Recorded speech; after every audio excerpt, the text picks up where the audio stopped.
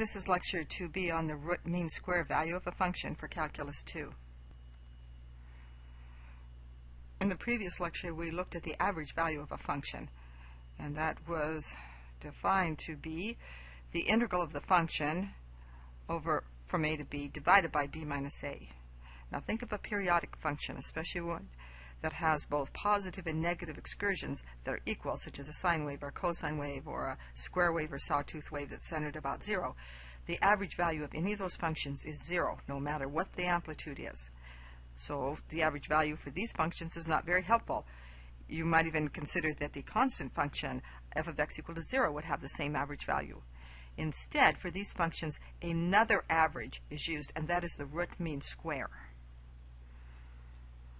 You can recall from arithmetic that there were many averages for a list of numbers. There's geometric means, harmonic means, mean, median, and mode, and depending on the circumstances, one has more meaning than the other. Well, for periodic functions, it is a root mean square that you want to calculate. And here's how you calculate the root mean square. You integrate the function squared over AB, where AB is one period of the function. Then you divide by b minus a and take the square root. This is also called the quadratic mean. For numbers, there's something similar called a geometric mean, which is in general multiplying all the numbers together to the 1 to the nth root and taking the nth root. Here we're going to square the number and then take the square root.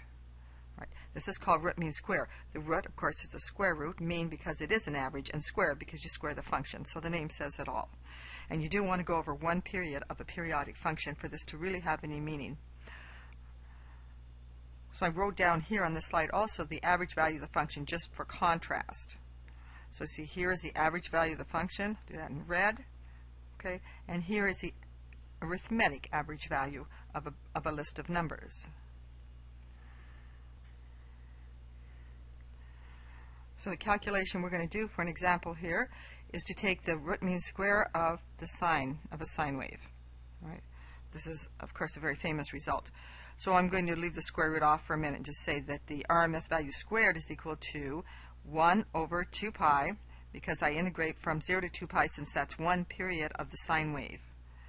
Then I integrate sine squared, and now, the integral of sine squared, I'm just going to use a result from a table of integrals because I'm not interested in deriving that here. I want to get at the result of what RMS means. So the integral of sine squared is 1/2 of t being the argument of sine, minus 1/4 of sine 2t plus some constant integration c. And I'm just going to use that result. So when I use that result, that's when we put that right here, that result I got from a table of integrals, and evaluate it between 0 and 2 pi, which is one period. I could go 2 pi to 4 pi, it wouldn't matter, I get the same result. Okay, and then I divide by 2 pi, and the answer is 1/2.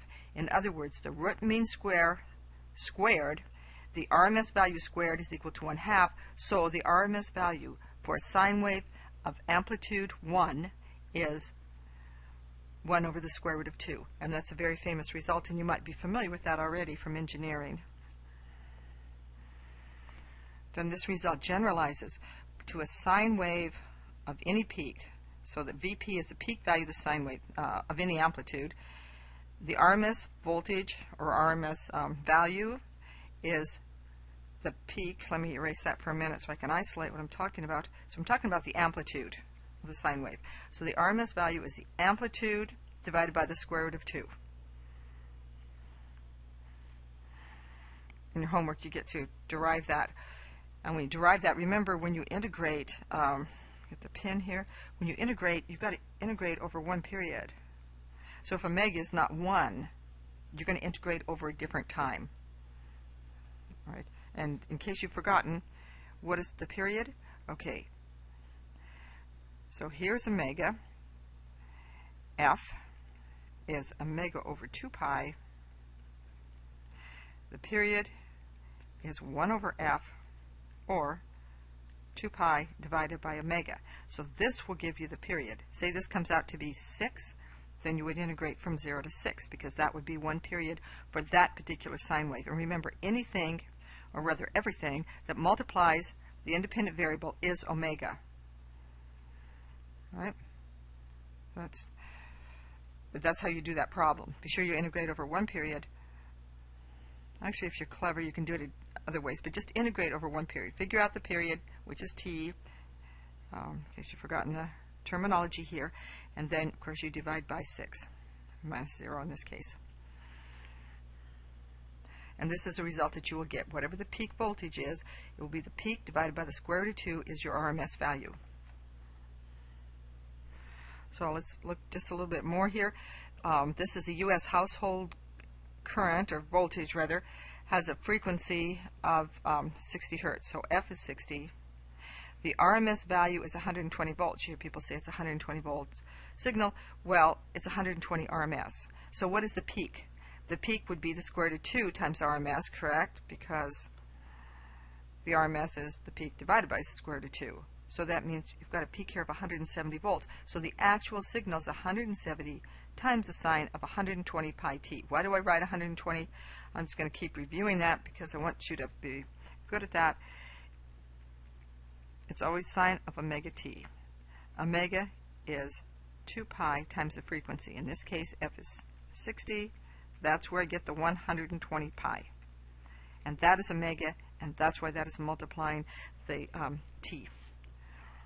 Okay, for the dryer circuit, the RMS voltage is 220. You can compute the peak voltage, again, by multiplying by the square root of 2, because we have sinusoidal voltage coming to the house, and that's 311. So the actual signal for the voltage circuit, or for the dryer circuit, is 311 sine 120 pi t. It's the same frequency. And here's just a graph of the household voltage. You see it's 60 cycle is a frequency.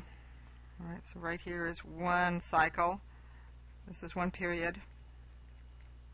Okay, and the peak is 170, but the RMS value, the root mean square value, is 120 volts. And your average, of course, is 0 because you go the same amount positive as you go negative. RMS is used in other situations too for gas particles. If you have gas particles trapped in a bottle, you have as many going one direction as another direction. You don't have any specific force on either. It's a balance because the gas particles are the velocities are randomly distributed. So the average would be 0. Well, that's pretty useless, of course, but here is your RMS value. And you see the voltage RMS. Now you see a temperature dependence for that velocity, and you see the molar mass here. And so you have an idea.